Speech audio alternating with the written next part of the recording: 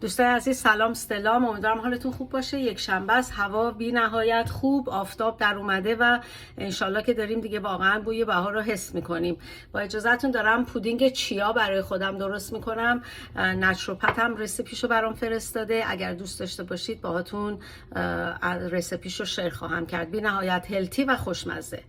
ما الان یک میتینگ خیلی خوب و پرمحتوا رو تموم کردیم با همکارای عزیزم و امیدوارم که همه شما بتونید از این واقعا مزایایی که این بیزنس ما داره یک روزی بهره مند بشید.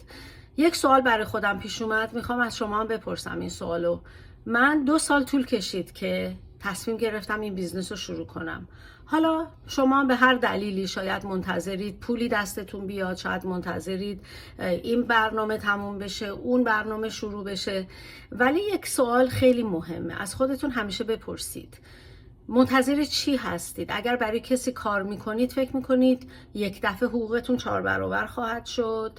اگر بونوسی باید بگیرید فکر میکنید این بونوس شما رو میتونه سیو بکنه برای 1 سال؟ از این برنامه ها نیست عزیزان. ما هممون مسئولیم برای زندگی خودمون، هممون باید قدم برداریم برای آینده خودمون و زندگی رو بسازیم که همیشه دوست داشتیم داشته باشیم. بیش از این وقتتون رو تلف نکنید. از خودتون بپرسید آیا واقعا میخواید زندگیتون تغییر بکنه؟ آیا واقعا میخواید بازنشستگی خوبی داشته باشید؟ آیا واقعا میخواید مسافرت‌های زیادی برید؟ آیا میخواید برای بچه‌هاتون پس‌اندازهای خوبی داشته باشید یا نه؟